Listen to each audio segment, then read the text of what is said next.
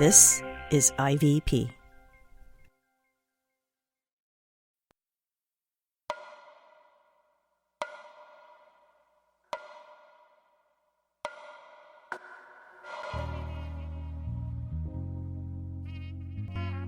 This is The Disruptors, a podcast from InterVarsity Press.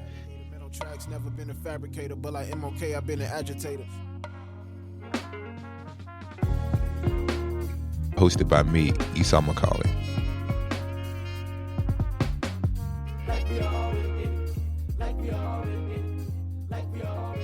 Why'd you want to have Lisa on? We don't have a lot of Black women who started their own ministries and sustained them, that are particularly devoted to issues of concern facing the African American community. I didn't think I was going to get invited. This is like the stellar podcast. I was just like, man. This is the Started from the Bottom, Now We're Here podcast. When Lisa Fields was just like, I don't know how you want to say it, in the basement with a little, book background. Now she got her own business with her own refreshed logo. Do you have your own building? Yeah, we have an office. I'm in a suite in the office space.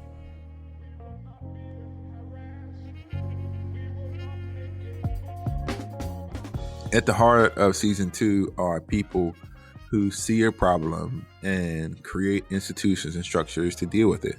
And the Jude 3 project is one of those things, started by Lisa. And so I wanted to just introduce her to our listeners and to have her tell her story. And one thing that I found particularly interesting was the way in which she talked about Black apologetics and how there are different sets of issues and concerns facing the Black community than other Christian communities might face. And so everybody doesn't have the same questions, and it's okay to feel called to minister to African American Christians and non-Christians who are struggling with making sense of who God is.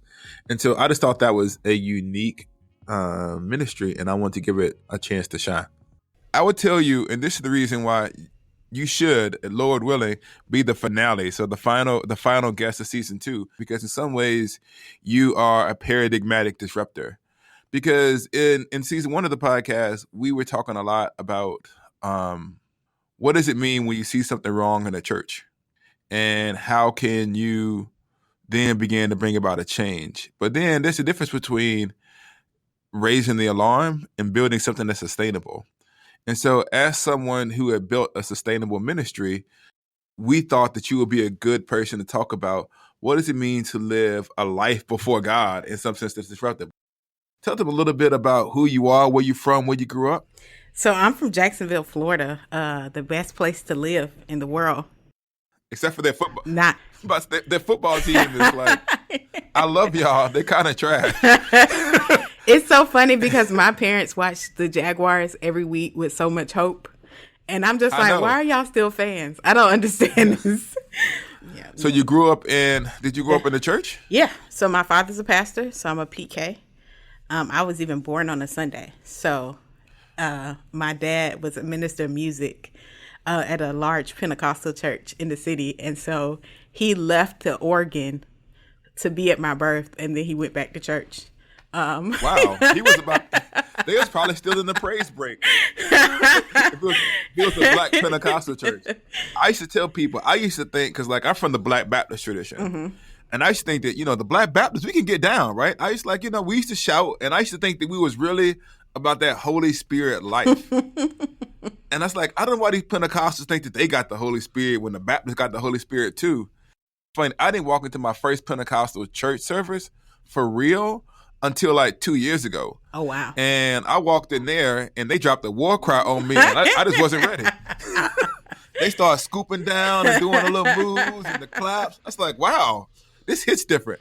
So your father, I'm for real, like the Black Pentecostals, I used to think they acting like I got much respect to the Black Pentecostal tradition.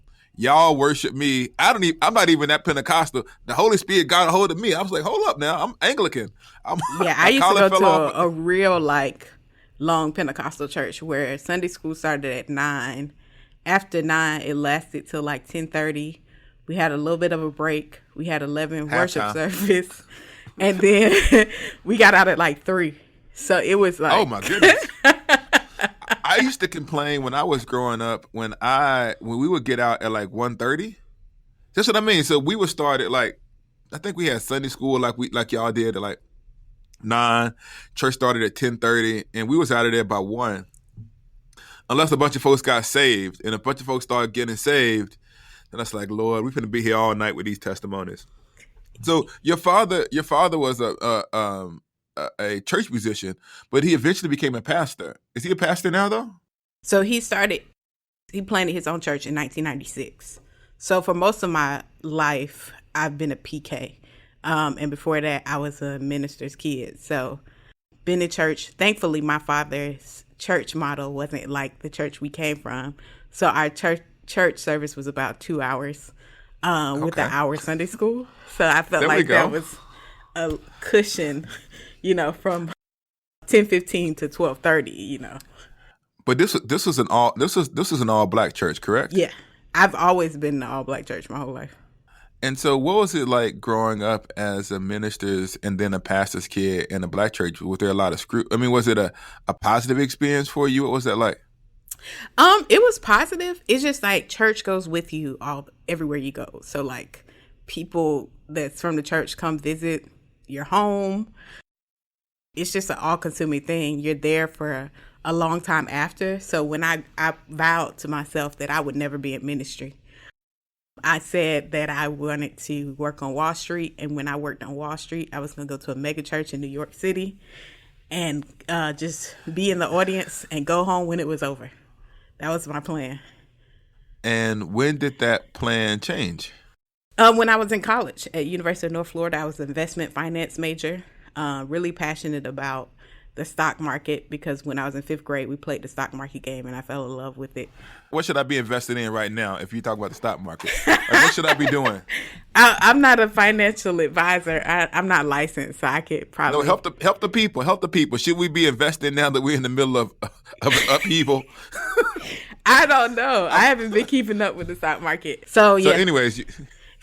You're thinking about being. I'm trying to come up during the podcast, so I know that everybody else is trying to like get all spiritually fed, but I got 4 kids, and so I gotta eat. I got but nonetheless, you're doing stuff at university. I'm sorry, in North Florida. Mm-hmm. You're interested in financing. What changes? So I take a New Testament course, thinking it'll be like Sunday school. It's an easy A. It had some electives. And the first day of class, our textbook was Bart Ehrman. So you're a New Testament scholar, Yes. about Bart Ehrman. And so that was the first time I was introduced to textual criticism. My professor said, I'm going to change everything you thought you knew about Jesus. And that's when I realized that this wasn't going to be Sunday school. Because I had learned the Bible. My parents instilled the Bible in me. So I was like, oh, this is going to be easy. New Testament, it's like Sunday school. And so, man, that rocked my world. And I really struggled with that class. I had like a crisis of faith, and my dad introduced me to Ravi Zacharias, and I started falling in love with apologetics, listening to him and other apologists, and I was like, oh man, why aren't there any black apologists? So did you notice something like a disconnect? One of the things that I talked about in my book is that similar circumstances that happened to me. I ended up becoming an academic. You ended up becoming an apologist. Mm-hmm. Is that you enter this academic world and they're asking different questions, but did the questions that you encountered in college feel disconnected from the community that you knew and grew up in? Yeah, because nobody was asking those questions. Like, when was the Bible? When was it translated? I never thought critically about like why I believe what I believe because nobody in my circle was asking those type of questions. What kind of questions were we asking when you were growing up? Like, what were the faith questions that you think were happening? Where is God in suffering? I think was the biggest one. I think that was the biggest one. Like, does God exist? I don't feel like that was ever a question. And so when I got to classical apologetics, I was like, oh wow.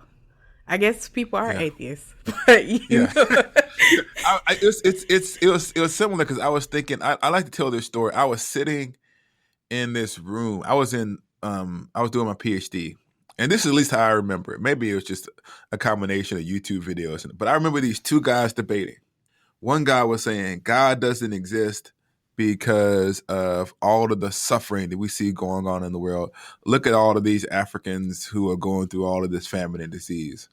And the other person was another white guy who was saying God does exist because those Africans over there are Christians. And me being the only black thing in the building was like, well, do the black people actually get a vote? Do we actually get to speak for ourselves about what's happening in the culture? And it felt like we were just objects like batted to and fro rather than being centers of theological reflection. So you see this stuff, you go to this class and you decide, I know this because I'm your friend, that you're gonna that you decide to go to seminary. But you got to explain to the podcast people where you decide to go and what the Holy Spirit was saying to you. Because you made a decision that not a lot of black people who grew up in an all-black church then decide to do. What does Lisa Fields, burgeoning apologist, decide to do next? So, that's funny. I actually, after I graduated with my degree in communication religious studies, I went into finance. So I worked as a banker. I didn't know that part. Yeah, I worked as a banker for a year, and then I went into mutual funds for Merrill. So I worked for Bank of America, and then I went and worked for Merrill for another year. Then I felt the leading of the Lord to go to seminary. Now, when I so you do know about some mutual funds. Talk to me after the podcast. I'm trying to come up. That's okay. You have Jude 3, and then you need like a what's your boy's name who does all the money in Christianity? Dave Ramsey. Yeah, you need to be the black Dave Ramsey, but with better principles. But anyway, no shade. Much love to David Ramsey, or maybe not enough love. I don't know. It's not. I was like, can you say that on this podcast? Yeah, get out your feelings, David.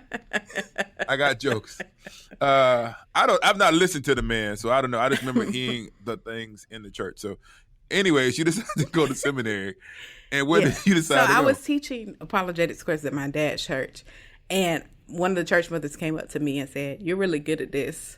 When are you going to go to seminary?" Now, this is the church mother that always is in people's business, and always just is forcing you to do stuff you don't want to do. And so normally I don't really pay her that much attention, honestly. No shade to her. Much love to church mothers. But she's one of those pushy ones. I love her, but she's really pushy. She has a plan for your life. And so that particular day, I don't know, I felt the leading of the Lord pushing me. And that was like, I think mid-July or the end of June. And so I started looking into seminaries, and I looked at some regular ones like Harvard Divinity and all those. And so my mentor was like, Lisa, since you did religious studies and you focus your work in more progressive spaces, I think you should spend your seminary in a more conservative space so you could get both sides. Okay. And so I say, okay, cool. So I looked, and one of my grandmother does hair, and one of her kids, my grandmother's clients' kids, went to Liberty to play football. And it was like, oh, it's a really nice campus, blah, blah, blah. And I was like, oh, they have a seminary. It was one of the cheapest seminaries. They still had open enrollment. So I was like, oh, cool, I'll go. Pull up. Yeah. Their seminary actually is like $2,500 a semester with a cap on it. It cannot exceed that because the founder wanted to make it reasonably priced for everybody. $2,500 a semester. Yeah. Wow. Or $2,700. It was cheap. So I was just like, well, you can't beat it. So I was like, I didn't know any of the baggage. So, growing up in a Black Pentecostal space, like seminary is not pushed upon people. My dad's pastor used to say seminary was cemetery. And mostly because he saw Black people go to more progressive spaces and come back and don't believe in the Bible anymore. So he took on this posture that we don't need it. That's one of the things that I think people don't understand. Mm-hmm. Sometimes in white church spaces, seminary represents a clear ideological decision to say, I want to do this or I want to do that. Mm-hmm. But at least in my context, I was the only person who I knew who was actually going to seminary. Everybody else, when they felt the call to preach, they just started preaching until they started a church. Mm-hmm. And so when I went to Gordon Conwell, I didn't really consciously understand all the different like elements of evangelicalism or this or that. So what was it like for you at Liberty? Liberty was an interesting place because, you know, I was in a black middle class bubble for most of my life, and black Christian middle class bubble. So Wait. I didn't really have to. Black people could be in the middle class? I thought we were all broken in the city. And No, I grew up in the outskirts of Jacksonville in the black middle class neighborhood. Yeah. Y'all were bougie. I'm not gonna lie to you. I'm not from the black middle class. I'm from the black broke folks. We were just Baptist hand to mouth. And so I know about the black middle class. So that's the reason why I'm nice to you, Lisa, but I got to give you a hard time because you are uppity, as we would say. You know, yes. And I embrace that, you know. You are. You know, I mean, it's good because, like, you be on point. I mean, you have your stuff together. You got your ministry. Look at you got a real logo. We don't even got a real disrupt. I don't even got a real disruptive logo, but you guys can't see this. But she has a beautiful studio with the sign, and I'm just in my office with some headphones on, so like you can tell who's the real podcaster. So you go ahead and you come out.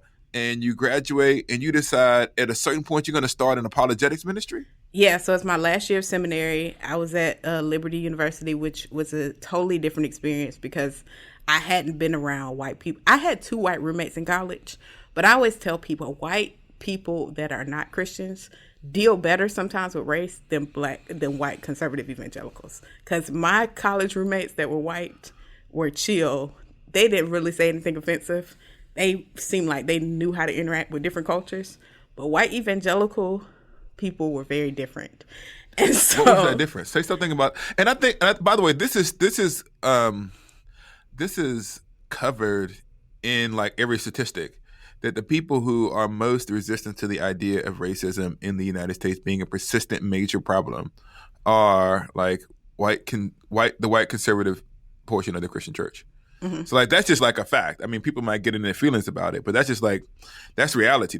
I just saw this one. Anyways, I saw this one study. I need to go back and look at it before I cite it. But there was an interview. There was a question of who is the most persecuted group of people, who experiences the most persecution, and it was like the people on the suffrage were white Republicans who watch Fox News. I think that was the name of the group. And they had Christians being like the highest number, and like beneath that, way beneath, I think it was like black people were like beneath them.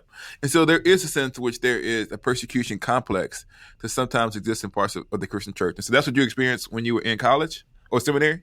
Yeah, they just were, they would say, have a lot of microaggressions, like, do you know your dad? Like, is this your hair? Like, stuff like that. Yeah. And it's just like, why are you asking me that? Because I guess it was like their interaction with black people was very limited. And so that was interesting. But so the last year of seminary, I started a Jude 3 project because I wanted to bridge the gap in apologetics for black people. I felt like our questions and concerns weren't being addressed. If they weren't really being addressed thoroughly or with nuance. And so that's why I decided to start the Jude 3 project. Yeah, why you call it Jude 3? Yeah, people ask me that all the time. And, you know, the 2 key apologetic passages are 1 Peter 3:15 and Jude verse 3. And, you know, there's no chapters in Jude, so it only made sense to Jude 3. And I went with Jude 3 over 1 Peter because I originally had an idea of a logo in a boxing ring. And it was a shallow reason. It wasn't like God spoke to me and said, call it G3 Project. It was just like, I was thinking about graphics. I ended up scrapping that graphic because I was like, that looks contentious. But I had already got sold up the name, so that's where we went. So you said that there was a gap in apologetics between like the classical issues related to apologetics and like what was going on in the black community. Like, what would you say was the biggest disconnect between what goes on in classical Christian apologetics and the particular questions that are going on in the black community? I just felt like the classical apologetic method was focused on God's existence. It was just, everything was dealing with atheism for the most part. And I'm not saying people don't deal with problems of suffering, but it always came back to, if you can't explain suffering, then you go to atheism. Like, you know, Or there would be people who were kind of nitpicky and focus on Buddhism or Islam or, different things. But everything had to do with atheism. And I was just like, I think this could be a broader, if Black people they're not really buying into atheism by and large. Now, they might buy it to a higher power, but just God, agnosticism may be more, but not atheism. And so I was like, that's one of the disconnects. And then just how they answer the questions of the problem of evil. I was once sitting in a lecture, and this was a prominent scholar that's done a lot of work on the problem of evil. And he had some great stuff to say. It's helpful resources. And he talked about all the evils in the other countries. But when he got to America, the only evil he named was abortion. And I'm looking like... Racism?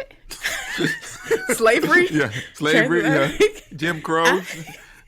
You named, like, he was thoroughly listing all the atrocities in, like, Asia, like, Africa, and all of that. And I was like, America only had abortion? Like... One thing that I really believe, and this is weird, and I need to say this, and, like, I'll say it the way that I feel it today. Sometimes we treat America, like, some people treat America like it's exempt from the fall. And people who have actually high doctrines of human depravity, like, somehow puts American history in a different bucket, in the sense that they don't really want to wrestle with the profound capability of even, yes, Americans to do evil. It's like an implicit doctrine of American exceptionalism that permeates the entirety of the discussion, such that even our sins, we believe uniquely that America just overcomes stuff and then it goes away. So, like, we just were racist and then it goes away. We were sexist, then it went away. We were, and so I just think that there is this blind spot that exists sometimes in culture. So you see this, but what is it like then as a Black woman trying to make her way in a largely male and largely white discipline, which is apologetics? What has that been like? It's been interesting. Now, I can say that even though I do criticize some white conservative evangelicals, some of my best aid has come from white conservative evangelical men. Yeah. I'll say that there's a gentleman that's over the apologetics department at Biola. He was one of the first people to give me a platform. And I just really randomly emailed, because I used to have this habit of finding email addresses of leaders in organizations and just sending them emails. Yeah. And I sent him one, and I told him what I wanted to do. And he said, this is fantastic. And he gave me a seat at the table. At that seat at the table, it was very interesting conversations. But I do think that with white men, older white men, they are less fearful of me than they may be another Black male. Okay. So I do think the power dynamics have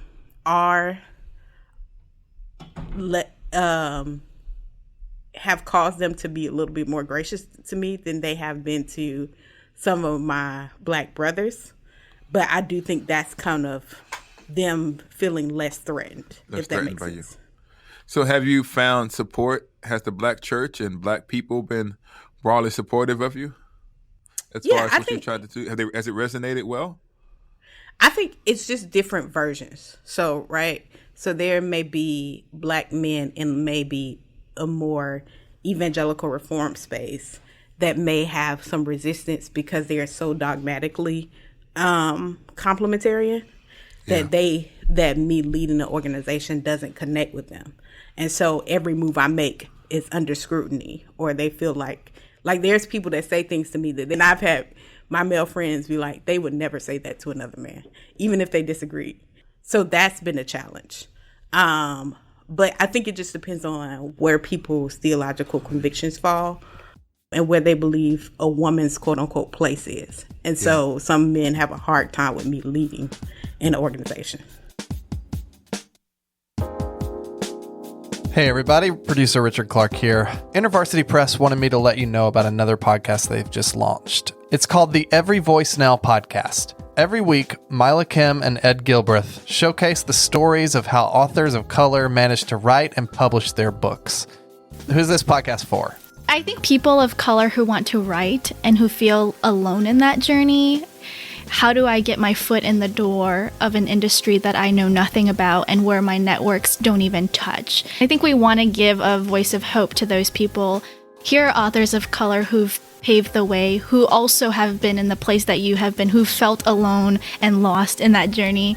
But they're published authors, and I hope that can give a sense of hope to authors of color or people who want to write. I also hope for just the general audience to see how God is working in all communities to tell unique stories, and the need in the publishing world for gatekeepers to be more open to those different expressions, those different voices. One of the things I love about recording The Disruptors is that I get to be a token white guy a little bit. And what I mean by that is I'm not centered in the story, right? I think a lot of people like that about The Disruptors, and I think that's one important thing about this podcast is it's not centering the people who are typically centered. It's centering people who are usually in the margins, and I think that can be really valuable. You can subscribe now to Every Voice Now, anywhere you get your podcast.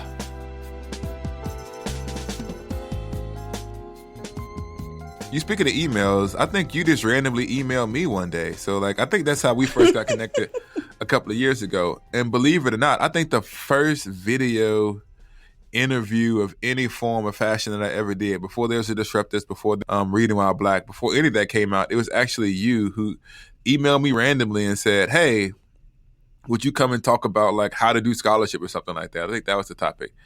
And so I've seen it grow from that to Courageous Conversations, which is kind of a dialogue between Black conservatives and Black progressives around issues that are pressing.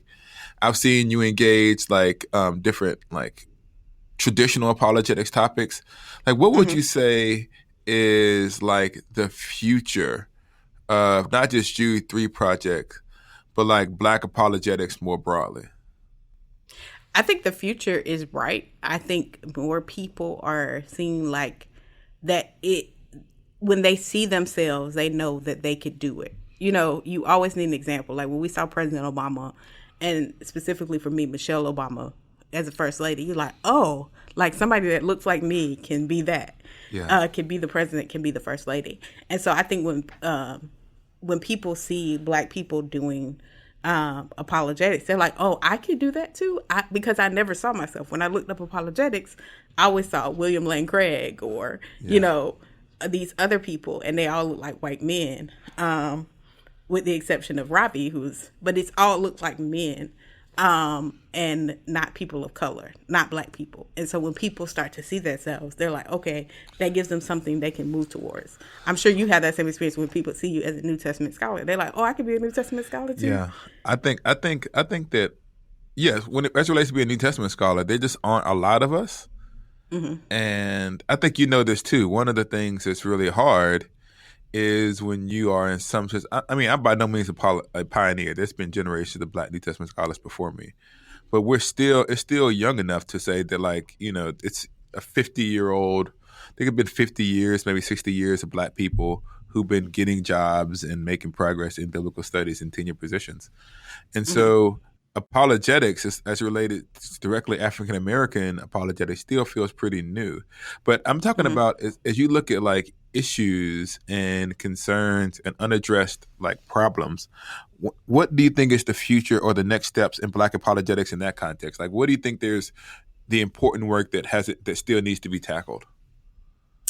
I think really engaging more in why people believe that Christianity is a white man's religion. I think we've done so much work on that, but there's still so much work to cover, because within that there's nuances and to that. So you have the unbelievers view, then you have the Christian view of orthodoxy is a white man's religion. And so I think just continuing to provide robust responses to that. But I also think, African spirituality is the new thing right now. Yeah.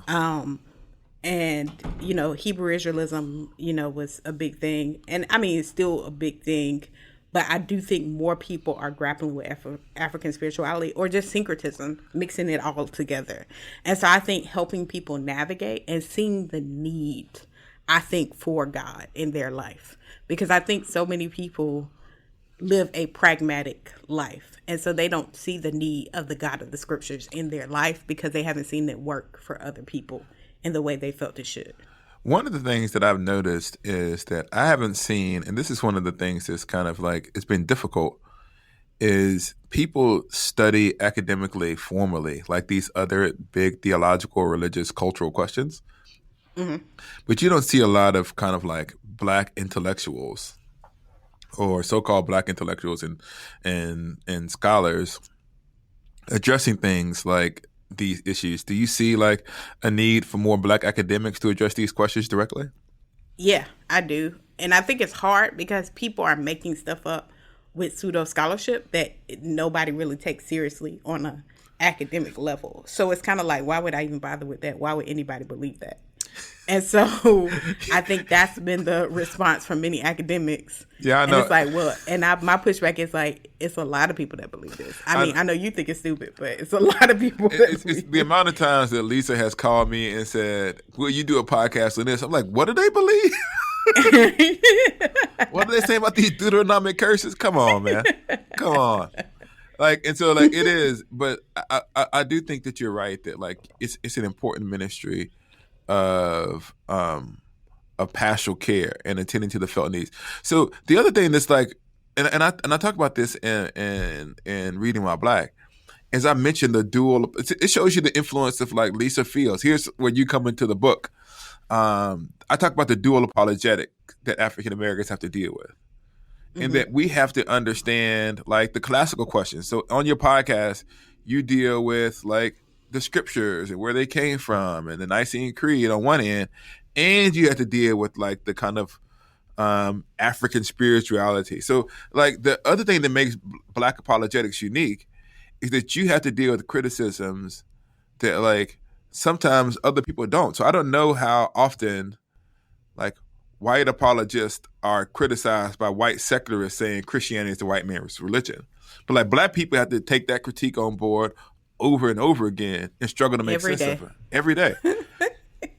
So do you ever get tired? I mean, is it ever just hard to say, you know, man, there will always be another heresy. Like what keeps you going as an apologist and that keeps you from giving up? I think the students we engage, especially college students, hearing them say we do a historically Black college and university tour, hearing them say, man, like I was almost about to walk away from Christianity, but this presentation just pulled me back in. It gives me this imagery of Jude when he says pulling them from the fire. Yes. And I just, when we're interacting with students, that's what gives me joy. We're about to produce. This is exclusive information. Look at this. We're gonna have a drop. Okay, drop it. Drop the data. So I had an idea to interview 5 Black millennials that no longer go to church, and we're titling it "Why Don't I Go?" And I have the 2 producers I hired. They no longer go to church. I know them. But I wanted it to be authentic to the experience of people who no longer go to church and just the conversations that I'm able to have with them about faith and why they don't go. And some of it is, personal experiences. But those kind of conversations get me excited because it's like, y'all can argue with me. Christians can argue with me about my methods. But I'm really passionate about getting these people, pulling them from the fire. And that's always been, kind of my approach to engage with people who no longer go to church in radical ways. So in college, when I was in camp with my friends, I used to go doing evangelism to the club at 12 o'clock midnight in the parking lot, sharing the gospel. You might have evangelized me at one point. I might have heard a whiff of the gospel in the background. 11 p.m. to 2 a.m, like praying for people in the club parking lot, not going in. I feel like the worst Christian. I was in there. I'm letting you know where I was at. The Lord have mercy upon me, though. I'm not there anymore. I'm just saying, like, I wasn't doing that. God bless you. So I would spend my whole days in college. You know, you have that radical zealous phase. Would be going to the worst neighborhoods in town. No, I didn't have that phase. Sharing the gospel. I grew up in that neighborhood. Knocking on people's doors. And I'm like, they're like, you going to that neighborhood? You can't. And I'm so naive, like, to the fact about, because I didn't grow up in those type of neighborhoods. So I'm like, it looks okay in the daytime. Okay. Like nobody's okay. Nobody's doing it. So I was sharing the gospel with them, knock door to door, just knock on random people's door in the hood, in the worst neighborhoods. Okay. God bless you. And then spend you still here. the evening in the club. There we go. Not in the club, outside the club. Let's keep it. No, outside the club. Yeah, I want to get clarity into that. That's amazing. But so I've always had this radical approach to engaging lost people. And so I think the criticism that I receive, while it is valid, I'm just like, man, it's too many people who are on the wrong road. And we have work to do to be arguing about petty stuff. So what is it like then? Because your ministry is focused on the particular concerns of Black believers and Black non-believers. And it's mostly people who attend kind of historically Black churches. Mm-hmm. But you were trained in kind of an evangelical space. Mm-hmm. And apologetics is a largely like evangelical, like it's an evangelical almost discipline, you want to say. So what's it like to be like someone who's trying to function in a Black church space, but who finds himself adjacent to evangelicalism? How does that affect how you move? I move with a lot of strategies. So people like, I don't know. I think people think I just be doing stuff, but there's strategy behind every move I make. But I consider myself a bridge builder. Yeah. So whether that be between progressives and conservatives, or between white and Black, between theological understandings, I try to keep rapport in each setting, because I know that if I'm going to have credibility to build a bridge, I have to keep that rapport. And I do think what I've done with Courageous Conversations and the work I've done as an organization wholly really pushes back against the narrative that I'm a whitewashed organization. I think if I was solely doing apologetics from a white evangelical lens, I wouldn't be doing Courageous Conversations. I wouldn't be doing half the stuff I'm doing. And I think my work testifies to that. One of the things that I think is important is, and this is just like, you don't got to say it, I can say it because I'm sitting here and people can get mad at me, is there's like interesting power dynamics that exist in like, especially within like Black Christian spaces, where it is simply like a matter of just historical and theological fact that significant portions of the Black church is relatively theologically traditional. That it combines what our buddy Justin Gibney calls orthodoxy and orthopraxy. And so sometimes like the fact that voice or the ministry that you do is lifted up, people who come from the more progressive strand of the church want to criticize it by calling it white. But it's possible for a Black person to come to believe these things are true on their own. It's paternalistic to assume that Black people can only come to certain opinions if somebody white told them that. And so I believed all these things before I went to liberty. Yeah, that's what I mean. And so like, I believed it before I went and did my PhD. The whole point of my book is like, look, you from Florida, chapter 1. The South got something to say. It's okay. Like, I think that we have to stop apologizing for believing the things that our parents and our grandparents taught us. And not in a sense of a naive, I'm like not attending to criticism with difficult questions, but that there's a continuity between the faith that we received and the faith of our ancestors. And so I mean, I get it. And I know that like we're always dealing with that criticism. But at this point, I'm comfortable in my own Black skin. And if they don't like it, they could, just stay mad. Yeah, I really have I've moved to this, especially this year, an unapologetic way of thinking about this, because I'm like, even the progressive pushback I get, I'm like, your eschatology tells me that I'm going to heaven no matter what, and I'm loved by God no matter what. So your whole system is like, I'm good, so we fine. So that's how I feel about it. Either way it go, I'm all right. Pretty much, you know. I've yet to say that to somebody, but I wonder if I say that, how would that conversation go? Because it's like, what can you probably should. You probably should. You probably should. I'm not. That's no. But I mean, if you think about it, I'm just like, what is the consequence? Yeah. What the other thing that I really don't want to do, because I feel like there's a lot of stuff that's going on in society, and there's a lot of problems to be addressed, and I just don't like arguing with black people. Like, I mean, like in public, like that's just not my idea to essentialize blackness and then say that everybody who doesn't fit in my small definition is somehow like less black.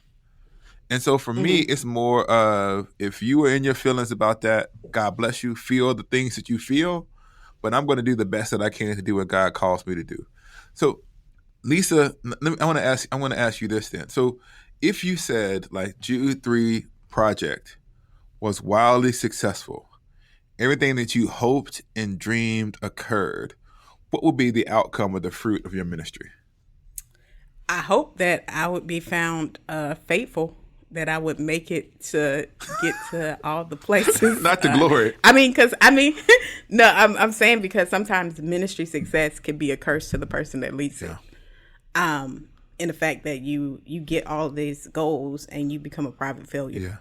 Yeah. So I hope to be found still faithful, doing in private what I proclaim in public. So I think that to me would be the ultimate success. But also I think many people would be snatched from the fire. Yeah. That's the goal, right? And many people will be equipped to better defend their faith and to articulate that to others with grace and truth. Yeah. We're not trying to create theological monsters over here. We're trying to create people that love God, that follow him, and also share him with others. And so I think that would be the goal. Yeah, I don't know if I count as a public figure yet, Lisa. But I don't think I do. But it is true that, like, I don't know why. I really don't. People think the public platform is going to give them joy or it's going to fulfill them.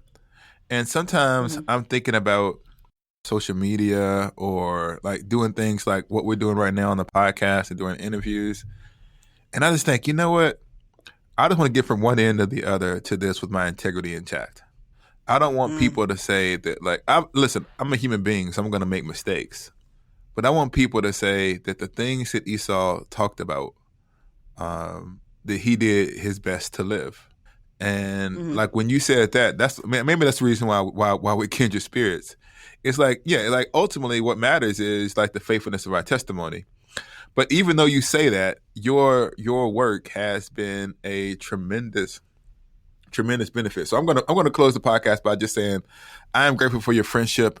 I remember when I came back from my PhD, and I had been in Scotland for 3 years, and I'd done all of this academic stuff, and I was saying to myself, God, I just need to find some black people. I need to be able to put my scholarship in the conversations that are in like black spaces that are trying to think through what it means to be a Christian. And then got an email from Lisa, and it was like your podcast was my first kind of roll back into like ministering directly to the needs of black and brown people in my own small way. So I just want to say thank you so much. And then I threw you into courageous conversations. Yeah, she threw me into apologetics. Oh man, yeah, correct. I threw you into courageous conversations. Yes, I remember all of that. So no, it has been. I would say that, like, seriously, I can't tell. I mean, you got a shout out in my book. You got like you're in the dedications on page 1.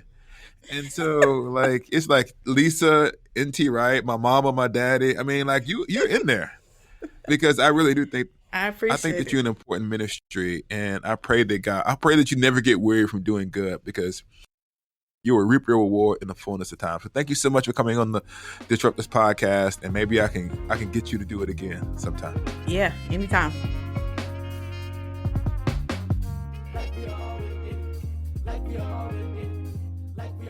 I didn't realize how much of an evangelist Lisa was. At the core of who she is, she wants to introduce people to Jesus. When I asked her, what do you hope comes out of your ministry?